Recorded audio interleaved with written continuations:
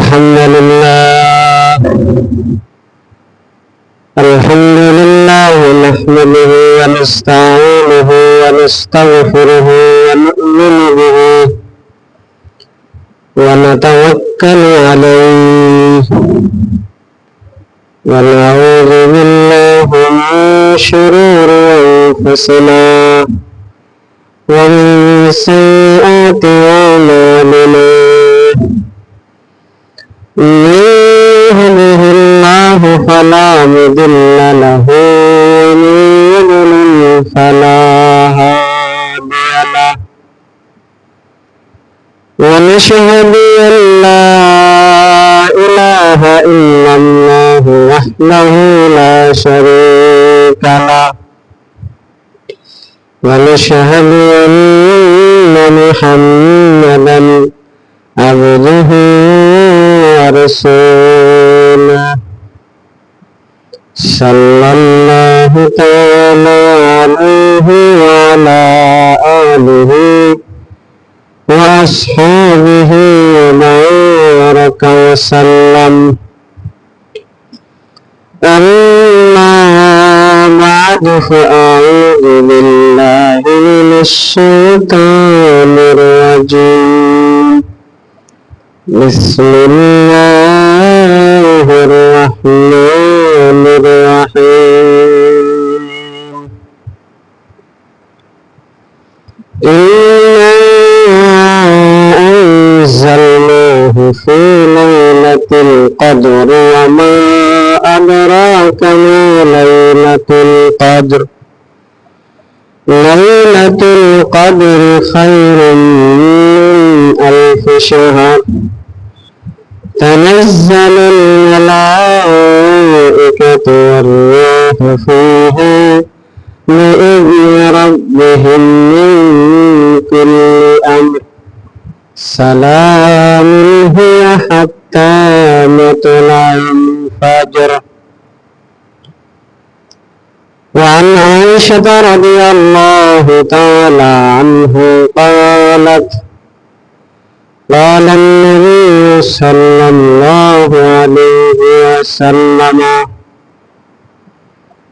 تحروا ليلة القدر في الوتر من 10 الأواخر من رمضان. وعن أنس رضي الله تعالى عنه قال قال النبي صلى الله عليه وسلم إذا كانت ليلة القدر نزل جبرائيل عليه الصلاة والسلام في كبكبة من الملائكة يصلون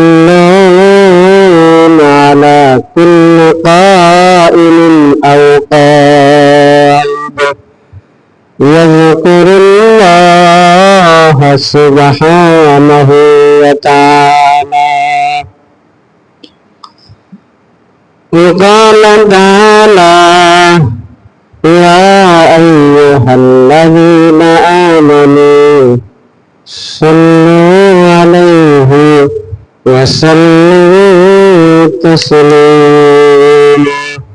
محمد رسول اللهم صل على سيدنا ونبينا وشفيعنا وحبيبنا ومولانا محمد صلى الله تعالى عليه وعلى آله وأصحابه وبارك وسلم. الرحيم مسكن حوالي كعبة بنور مدفن ديار مدينة.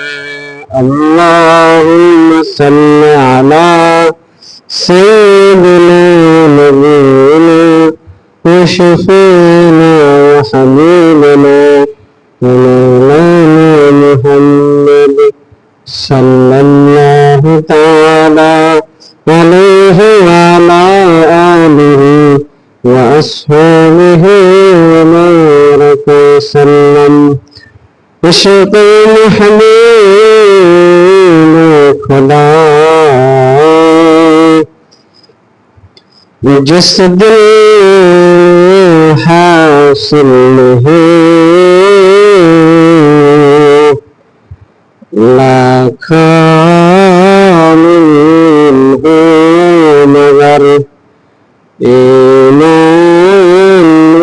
कामिल बलगल उला बिकमालिह कशफ दुजा बिजमालिह हसनत जमी खिसालिह सल्लल्लाहु अलैहि اللهم سبحانك لا علم لنا إلا ما علمتنا إنك أنت العليم الحكيم. صدق الله العظيم وصدق رسوله النبي الكريم ونحن على ذلك من الشاهدين والشاكرين والذاكرين والحمد لله رب العالمين. الحمد لله মহান আল্লাহ পাকের দরবারে লক্ষ কোটি শুকর এবং সুযোগ জ্ঞাপন করছি যে আল্লাহ পাক আমাদেরকে মাহে রমাদানে রোজা অবস্থায় জাগতিক সকল কর্মব্যস্ততা থেকে অবসরতা দান করে মহান আল্লাহ পাকের মহান হুকুম সালাতুল জুমা বা জামাত আদায়ের উদ্দেশ্যে পৃথিবীর সর্বশ্রেষ্ঠ এবং পবিত্র জায়গা বাইতুল্লাহ তথা আল্লাহর ঘর মসজিদ সেখানে আসার বসার সাথে সাথে নামাজের পূর্বক্ষণে কোরআন হাদিসের আলোকে দু চার কথা বলার এবং শোনার জন্য যে মহান রব আপনাকে আমাকে সময় সুযোগ তৌফিক শক্তি দান করলেন, সেই মহান রবের দরবারে তার এই শেখানো বাক্যে উচ্চ কণ্ঠে আকাশ বাতাসকে মুখরিত করে কালিমাতুশ শুকর আদায় করে বলি আলহামদুলিল্লাহ। ভাইরা, পবিত্র রমাদানের আজকে 20 তারিখ, সূর্য অস্ত হওয়ার পরেই শুরু হবে 21 তারিখ।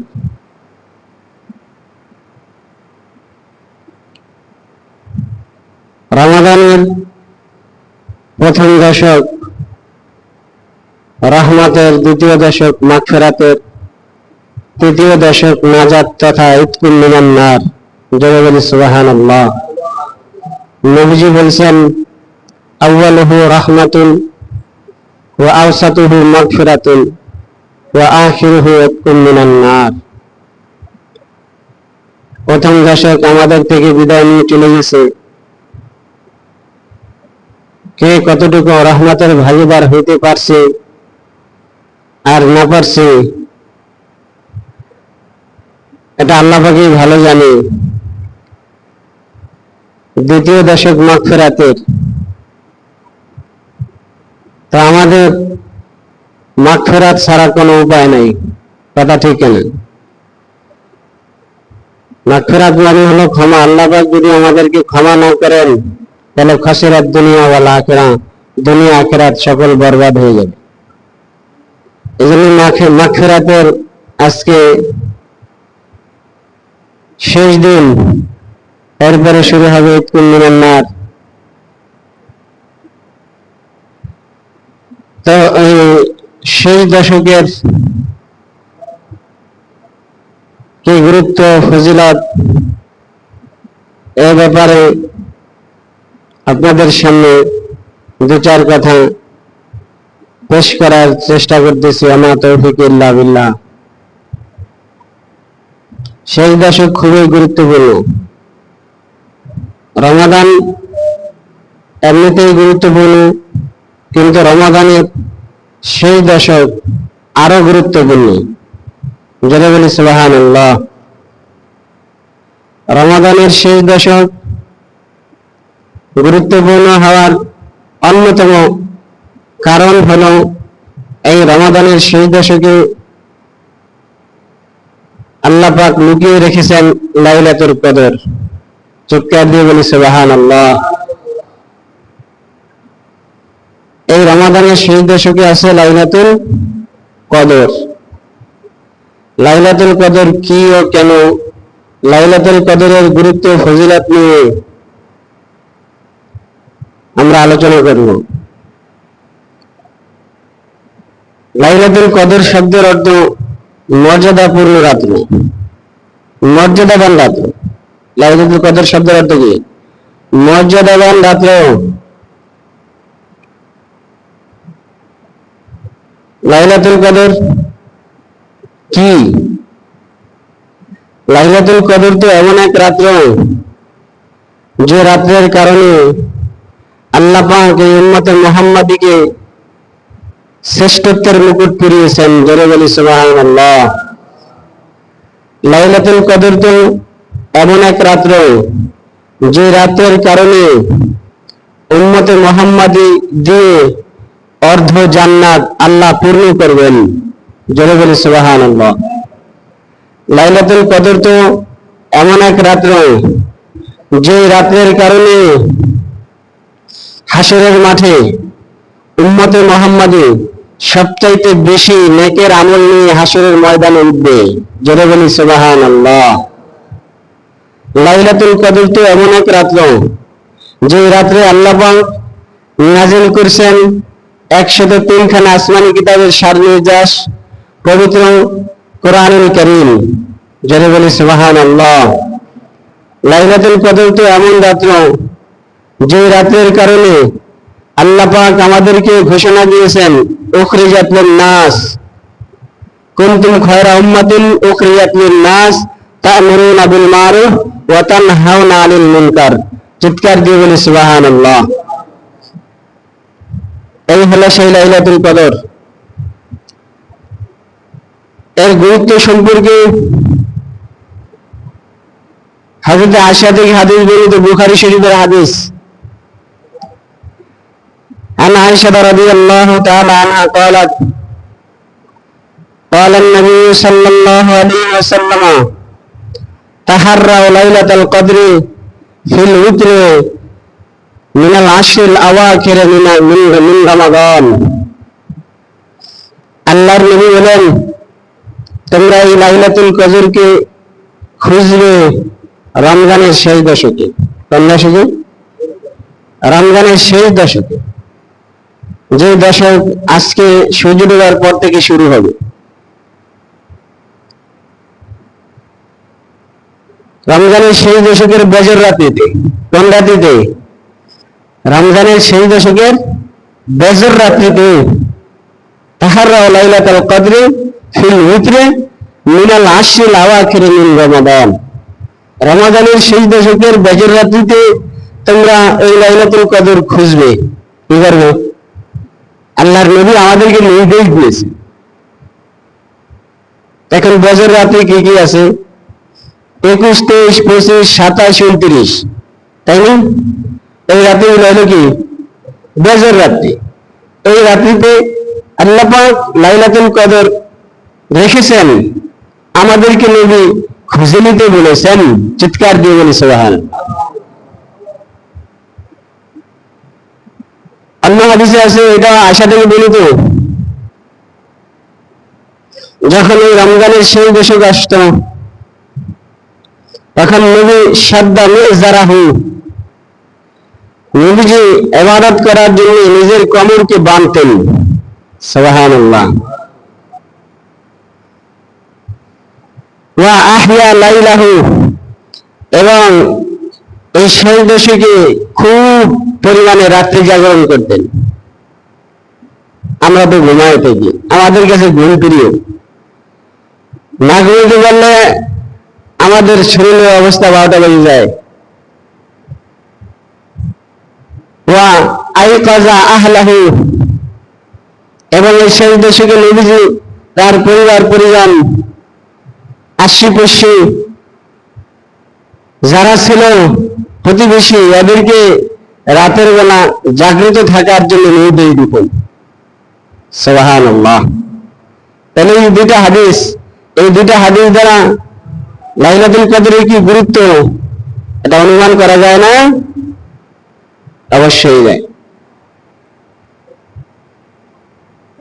শুধু তাই না, এই লাইলাতুল কদর নবীজি সাল্লাল্লাহু আলাইহি ওয়াসাল্লাম তিনি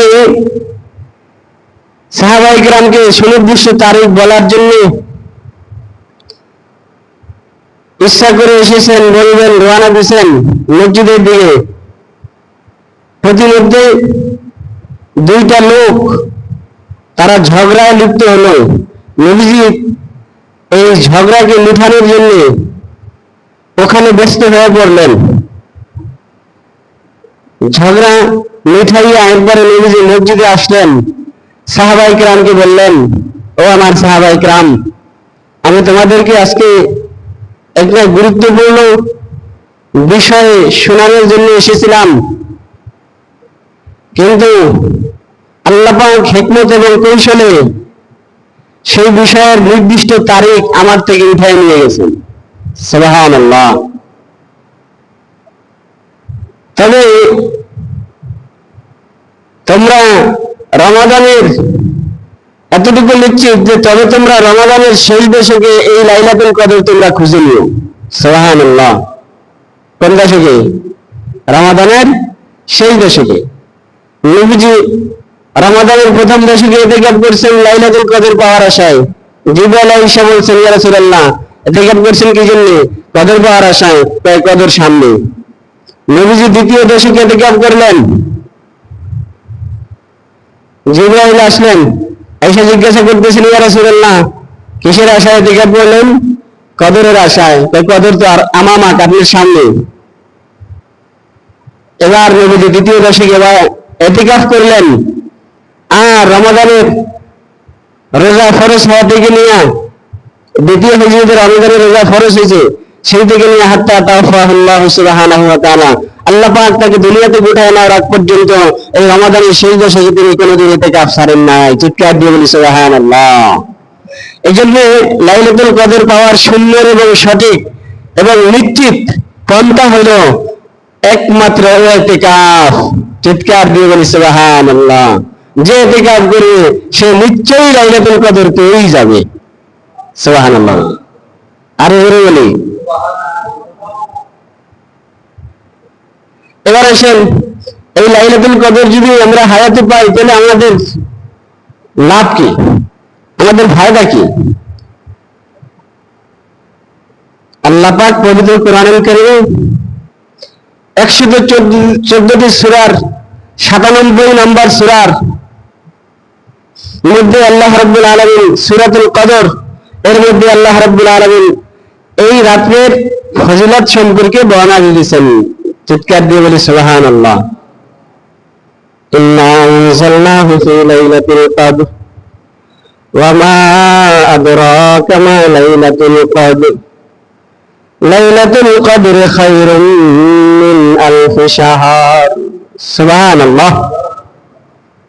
আল্লাহ রাব্বুল আলামিন বলতেছেন, ইন্না আনজালনাহু ফি লাইলাতুল কদর, আমি আল্লাহ রাব্বুল আলামিন পবিত্র কোরআনুল কারীম নাযিল করছি কদরের রাত্রিতে।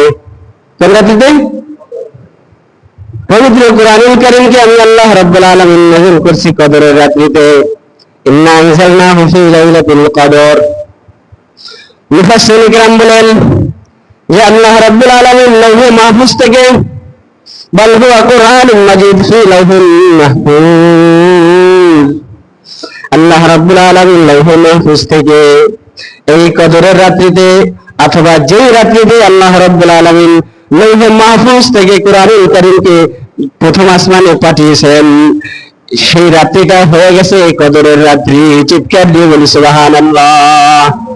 অথবা আল্লাহ রাব্বুল আলামিন পবিত্র কোরআনুল কারীমকে একাত্রে একসাথে লৌহে মাহফুজ থেকে দুনিয়ার আসমানে নাযিল করছেন যেই রাত্রে, সেই রাত্রটা ছিল কদরের রাত্র।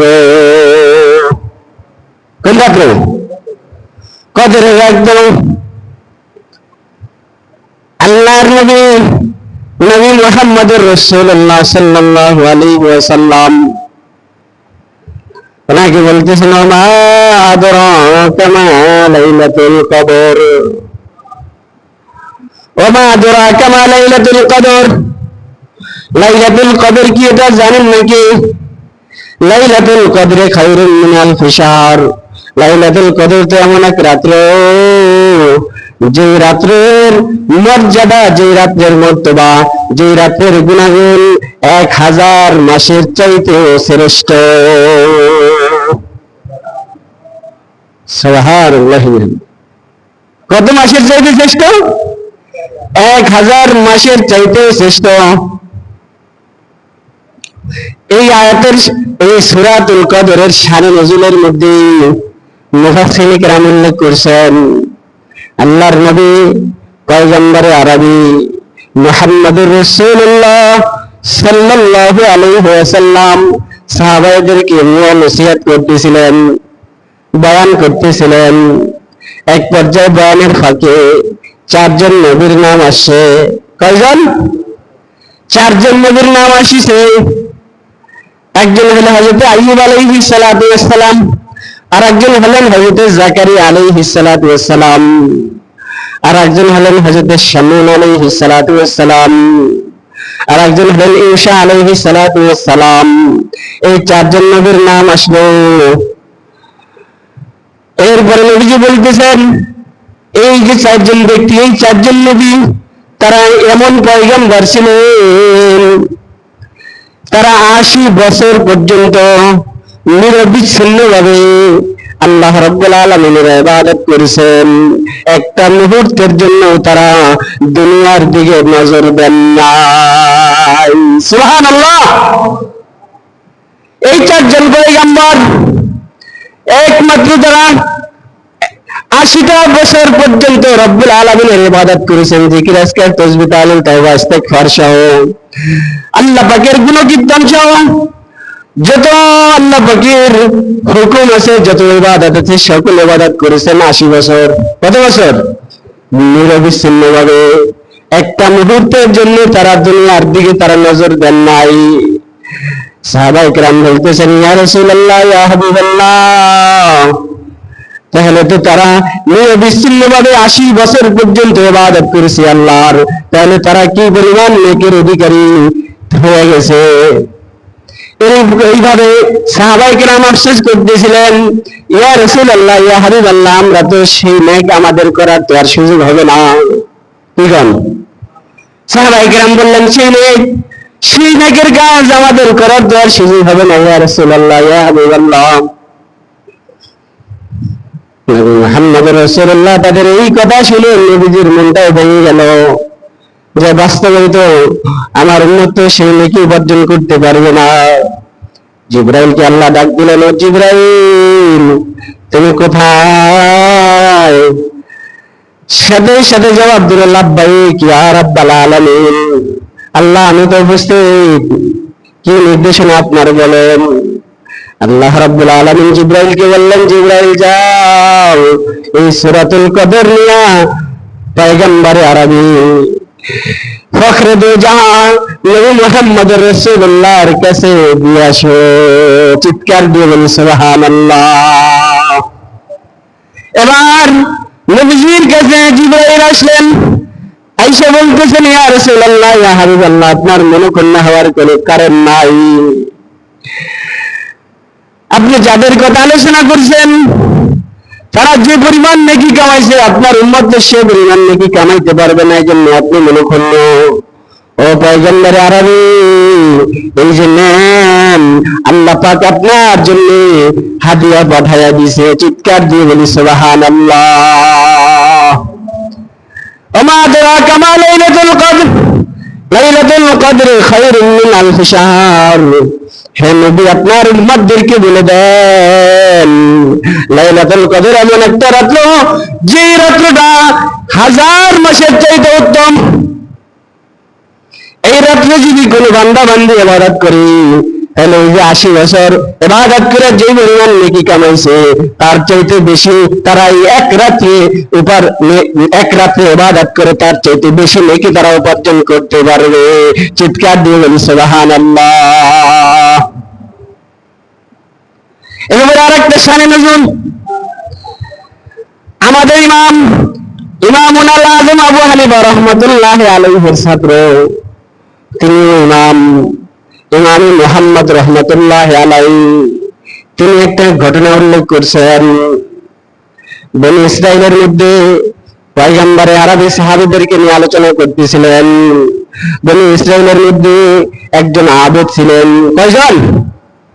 একজন আবেদ ছিলেন, যে আবেদ দিনের বেলা রোজা রাখছে, রাতের বেলা দাঁড়ায় দাঁড়ায় রব্বুল আলামিনের কুদরতি পায়ের উপর সিজদা করছে, আবার দিনের বেলা রোজা রাখা বেঈমানদের বিরুদ্ধে জিহাদ করছে। কি করছে? জিহাদ করছে। সাহাবায়ে কিরাম বললেন, ইয়া রাসূলুল্লাহ, ইয়া হাবিবাল্লাহ, আপনার এই বনী ইসরাইলের এই আবেদ কি পরিমাণ নেকের মালিক হয়েছে। 1000 মাস পর্যন্ত রোজা রাখছে, দিনের বেলা রাতের বেলা দাঁড়ায় দাঁড়ায় নামাজ পড়ছে, আবার দিনের বেলা রোজা অবস্থায় কাফের বেঈমানের সাথে যুদ্ধ করছে। কি করছে? যুদ্ধ করছে। সাহাবায়ে কিরাম মনঃক্ষুণ্ণ হয়ে গেলেন, ইয়া রাসূলুল্লাহ, ইয়া হাবিবাল্লাহ, এত নেকি তার আমলনামায় উপার্জিত হয়েছে, আমরা তো সেই নেকির ভাগীদার হতে পারবো না। তখন জিবরাইলকে আল্লাহ পাক এই সূরাতুল কদর দিয়া নবী মুহাম্মদ রাসূলুল্লাহর উম্মতকে উপঢৌকন দিলেন লাইলাতুল কদর। চিৎকার দিয়ে বলি সুবহানাল্লাহ। শুধু কি তাই? হযরত ঈসা আলাইহিস সালাতু ওয়াস সালাম, উনি পাহাড়ি গিরিপথে হাঁটতেছেন, এই অবস্থায় তার নজরে একটা পাথর পড়লো। কি পড়লো? পাথর পড়লো।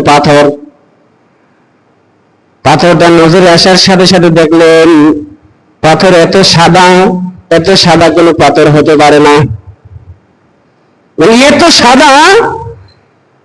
সাদা এই পাথরের শুভ্রতা দেখে তিনি আশ্চর্য হয়ে গেলেন। কি হয়ে গেলেন? আশ্চর্য হয়ে গেলেন। আশ্চর্য হইয়া এবার তিনি রব্বুল আলামিনকে বলতেছেন, আল্লাহ, এত সাদা পাথর তো কোনোদিন দেখি নাই।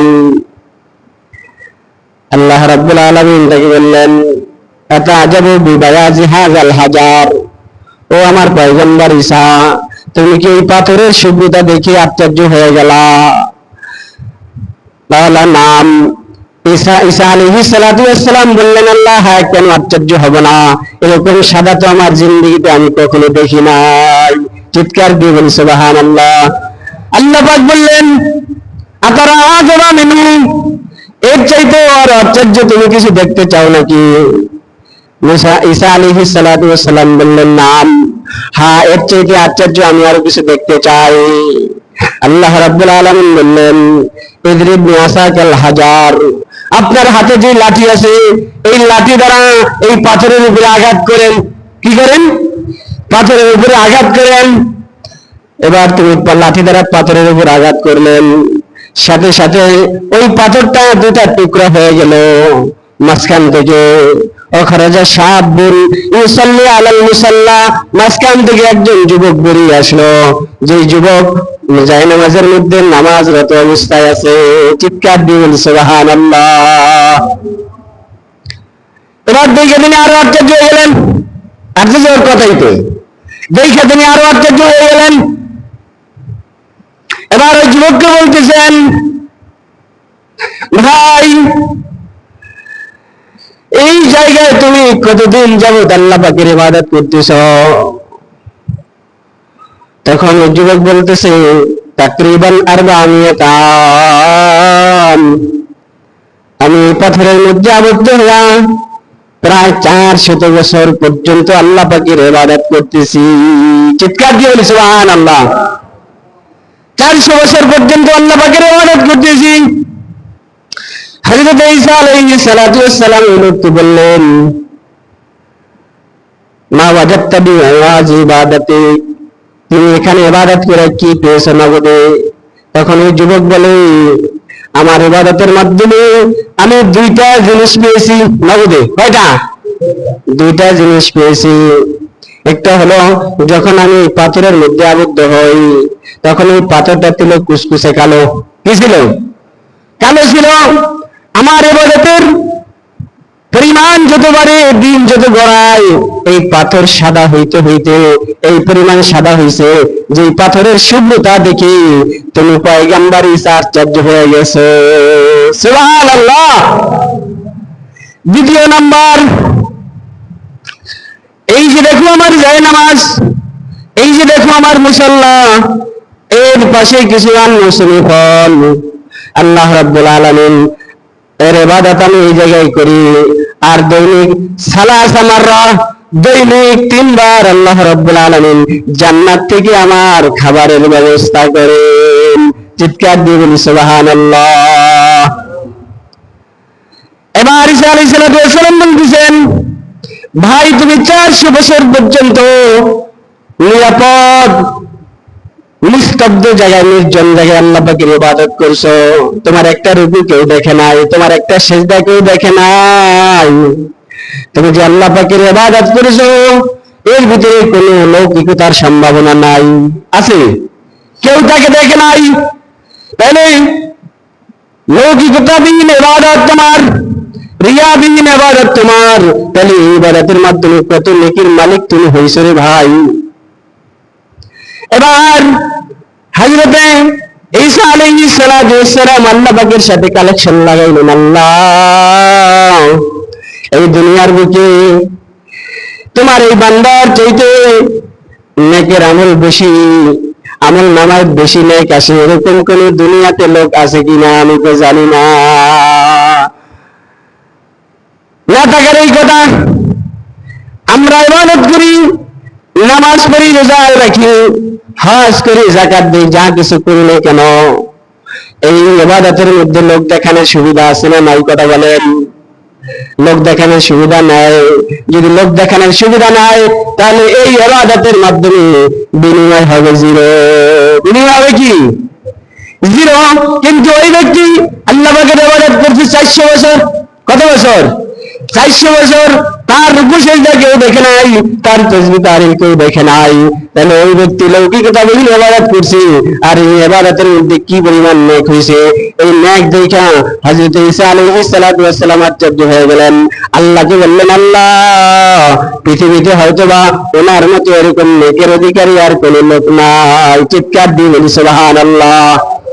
আল্লাহ রাব্বুল আলামিন জিবরাইলকে পাঠাইলেন, পাঠিয়ে বলতেছেন, ও ঈসা, আমার পয়গম্বর ঈসা আলাইহিস সালাম, তুমি আশ্চর্য হয়ে গেছো এই লোকের ইবাদত দেখে, এই লোকের ইবাদতের নেক দেখে।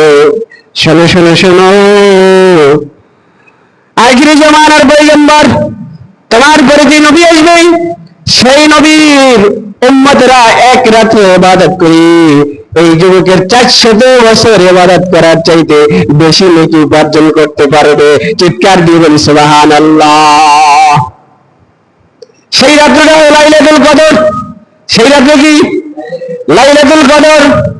ঈসা আলাইহিস সালাম আরো আশ্চর্য হয়ে গেলেন যে হায় হায়, কয় কি আল্লাহ তাআলা এক রাত্রে ইবাদত করে এই যুবকের 400 বছরের ইবাদতের চাইতে বেশি নেকি পাবে। এবার আল্লাহ রাব্বুল আলামিনের কাছে দরখাস্ত লাগাইলেন, ইয়া রাব্বুল আলামিন আহকামুল হাকিমিন, তাহলে আপনার কাছে দরখাস্ত, আমি সেই নবীর উম্মত হতে চাই। চিৎকার দিয়ে বলি সুবহানাল্লাহ। আমি সেই নবীর কি হতে চাই? উম্মত হতে চাই। আল্লাহ পাকের কাছে দরখাস্ত করলেন, আল্লাহ পাক সাথে সাথে জবাব দিলেন, ও পয়গম্বর ঈসা, তোমারে আমি বাপ সারা জন্ম দিয়ে পৃথিবীতে একটা ইতিহাস সৃষ্টি করছি, ঠিক না?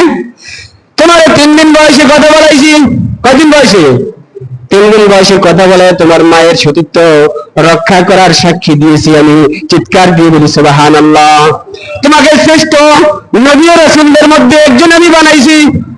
বৎসরে তোমাকে জন্ম দিয়ে আমি কুদরতের ইতিহাস সৃষ্টি করছি, এরপরে তোমার মায়ের সতীত্ব রক্ষা করার জন্য আমি তোমাকে 3 দিন বয়সে তোমার জবান দিয়ে কথা বলার শক্তি দিয়েছি, এরপরে শ্রেষ্ঠ 4 কিতাবের একটা কিতাব তোমার দান করছি, এরপরেও কি তুমি সন্তুষ্ট না?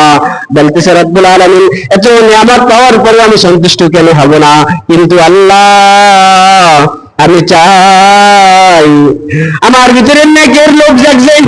কিসের নেকের লোভ জাগছে?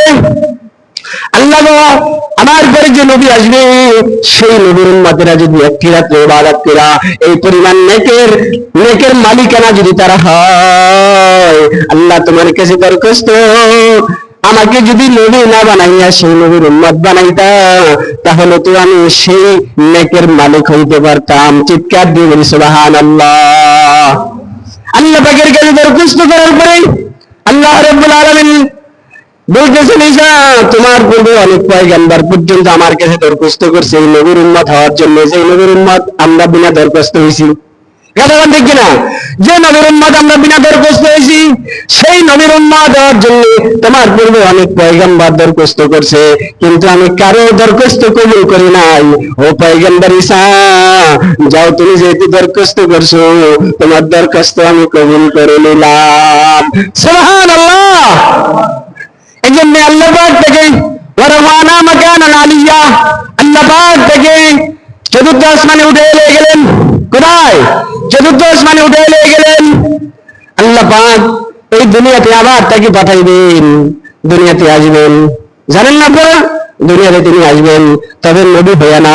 কি হয়ে না? নবী হয়ে আসবেন না। তিনি আসবেন আমাদের নবীর সরকারে দো আলম নবী মুহাম্মদুর রাসূলুল্লাহ সাল্লাল্লাহু আলাইহি ওয়াসাল্লামের উম্মত হইয়া। চিৎকার দিয়া বলি সুবহানাল্লাহ। কেন? সেই লাইলাতুল কদরের মর্যাদা ফজিলত উম্মতে মুহাম্মাদের সেই মর্যাদার ফজিলত উপার্জন করার জন্য চিৎকার দিয়ে বলি সুবহানাল্লাহ। ভাইরা, সেই লাইলাতুল কদর শুরু হবে এই আজকে রাত্রে থেকে। হাদিসে নবীজি বলছেন, তোমরা রমজানের শেষ দশকে লাইলাতুল কদর খোঁজো, বেজর রাত্রিতে। কোন রাত্রিতে বলেন? বেজর রাত্রিতে তোমরা লাইলাতুল কদর খোঁজো। তাহলে বেজর রাত্রি কোন কোন রাত্রি বলেন? 21, 23, 25, 27, 29, তাই না? এই যে 5টা রাত্রি, এই 5টা রাত্রি অন্তত আমরা কি আমল করব, এই ব্যাপারে আমি ছোট্ট একটা লিস্ট দিই আপনাদেরকে। আশা করা যায় এই আমলগুলি করলে আপনি লাইলাতুল কদরের পূর্ণাঙ্গ মর্তবা ফজিলত লাভ করতে পারবেন। জয় বলি সুবহানাল্লাহ। 1 নম্বর কাজ, কিছু কম হোক বেশি হোক যতটুকু পারেন সাধ্য অনুযায়ী দান সাদাকা করবেন। এখন বলবেন এই রাত্রে ভোগের স্ত্রী পাবো কোথায়? হ্যাঁ, আপনি একটা নির্দিষ্ট পাত্র বানান, ওটার ভিতরে 10 টাকা, 5 টাকা, 20 টাকা, 100 টাকা যা পারেন রেখে দিবেন, পরবর্তীতে ভোগের স্ত্রীর সাক্ষাৎ হলে দিয়ে দিবেন। প্রথম কাজ কি করবেন? কম হোক বেশি হোক দান সাদকা করবেন। কি করবেন? দান সাদকা করবেন। দ্বিতীয় নম্বর আমল, এই রাত্রে যতটুকু পারেন তারাবি তো পড়বেনই, ওয়াক্তিয়া নামাজ, তারাবি নামাজ সবকিছু পড়বেন। 2-4 রাকাত যতটুকু পারেন বেশি বেশি নফল নামাজ পড়বেন। কি করবেন? নফল নামাজ পড়বেন। এই 2 নম্বর কাজ। 1 নম্বরে দান সাদকা, 2 নম্বরে নফল নামাজ। 2 নম্বরে কি? এর জন্য কোনো নির্দিষ্ট সূরা কেরাত নাই, যে যেভাবে আমরা সুন্নাত পড়ি ওইভাবেই পড়বেন। দাদা ঠিক আছে? 3 নম্বর কাজ, তেলাওয়াতে কোরআন। কি? কোরআন তেলাওয়াত। এটা তো আমাদের জন্য বড় হতভাগ্য এবং দুরাশা। কথাখান ঠিক কিনা? মুসলমান সমাজে আজকে 95% মুসলমান ওই মাদ্রাসার ছাত্র ছাড়া কোরআন তেলাওয়াত করতেই জানে না। কথাখান ঠিক কিনা? তাহলে 3 নম্বর কাজ হলো তেলাওয়াতে কোরআন। আমরা যারা পারি যেভাবেই হোক, কষ্ট হলেও অন্তত এই রাত্রে একটু কোরআন তেলাওয়াত করবো। কি করবো বলেন? কোরআন তেলাওয়াত করবো। 4 নম্বর কাজ, তাওবা ইস্তেগফার করবো। কি করবো বলেন? তাওবা ইস্তেগফার করবো। কিন্তু গুনার জন্য আল্লাহর কাছে ক্ষমা চাবো, ভবিষ্যতে আর করবো না, এই ব্যাপারে প্রতিজ্ঞা করবো। 5 নম্বর কাজ, কিছু সময় আল্লাহ পাকের জিকির করব। কি করব? কিছু সময় আল্লাহ পাকের জিকির করব। এরপরে 6 নম্বর কাজ, এই রাতে দোয়া করব, নিজের চোখের পানি ছেড়ে দিয়ে নিজেকে একেবারে ছোট বানাইয়া আল্লাহর কুদরতি পায়ের সামনে নিজেকে নত করে এভাবে দোয়া করব যে আল্লাহ, আমার মতো অপরাধী এই পৃথিবীতে নাই।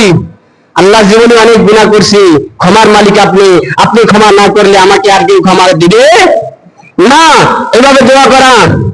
এরপরে দোয়ার মধ্যে আজকে বর্তমান বিশ্বে পৃথিবী শক্তি ঐক্যমত মুসলিম নিধনে যার প্রমাণ বহন করতেছে আপনার ফিলিস্তিন আর সেই ইসরায়েলের যুদ্ধ। কথা কোন ঠিক কিনা? এই যে রমাদানে আমরা কত ভালো ভালো খাবার দিয়ে সেহরি আর ইফতার করি, আহা, আমার ফিলিস্তিনের মুসলমান ভাইরা বোনেরা তারা এই রমাদানের ইফতার করে বোমার বারুদ দিয়ে, সেহরি করে বোমার বারুদ দিয়ে। কথা বলেন ঠিক কিনা? এই ফিলিস্তিন সহ সারা বিশ্বের নির্যাতিত মুসলিম মুসলমানদের জন্য আমরা দোয়া কামনা করবো যে আল্লাহ, তুমি যেভাবে বদরে উহুদে খন্দকে যেভাবে মুসলমানদেরকে গায়বী মদদ নুসরাত সাহায্য দান করেছো, আল্লাহ তুমি আজকে ফিলিস্তিনের মাটিতে যে জায়গায় পবিত্র নবী, যে জায়গায় হাজার হাজার নবীর আগমন ঘটেছে, বাইতুল মুকাদ্দাস মুসলমানদের দ্বিতীয় কিবলা, সেই জায়গায় আজকে মুসলমানের রক্তে রঞ্জিত। কথা বলেন ঠিক কিনা? সেই মুসলমানদের জন্য আমরা বিজয়ের কামনা করব, আমাদের দোয়ার একটা অংশ সেখানেও থাকবে। কথা বলেন ঠিক কিনা? এই যে কিছু আমল যেটা বললাম, যদি এটা আপনি আমি করতে পারি, ইনশাআল্লাহ আশা করা যায় লাইলাতুল কদরের পূর্ণাঙ্গ ফজিলত আপনি আমি লাভ করতে পারবো। আর যদি লাভ করতে পারি তাহলে ফায়দা হবে কি? লাইলাতুল কদর খায়রুম মিনাল বিশার। ও, তুমি যদি এই রাত্রে ইবাদত করতে পারো তাহলে তুমি এক রাত্রের ইবাদতের মাধ্যমে তুমি সওয়াব পেয়ে যাবা 83 বছর 4 মাসেরও অধিক বেশি। সুবহানাল্লাহ। এখানে আল্লাহ পাক 1000 মাসের কথা বলছেন কেন? কয় আরব সমাজে 1000-এর উপরে গণা তখন প্রয়োজন ছিল না, জানতেও না। এজন্য আল্লাহ পাক সর্বোচ্চ সংখ্যাটাই বলেছেন এবং বলেছেন সেটার থেকেও উত্তম। তার মানে কত বিলিয়ন বিলিয়ন ট্রিলিয়ন যে উত্তম, সেটার কোন সীমারেখা আল্লাহ পাক দেন নাই। চিৎকার দিয়ে বলি সুবহানাল্লাহ। সেই লাইলাতুল কদর আমাদের জীবনে মিস করা যায়? আল্লাহ পাক আপনাকে আমাকে সেই লাইলাতুল কদরের পূর্ণাঙ্গ ফজিলত অর্জন করার জন্য যথেষ্ট পরিমাণে চেষ্টা করার তৌফিক দান করেন। সকলে বলি আমিন।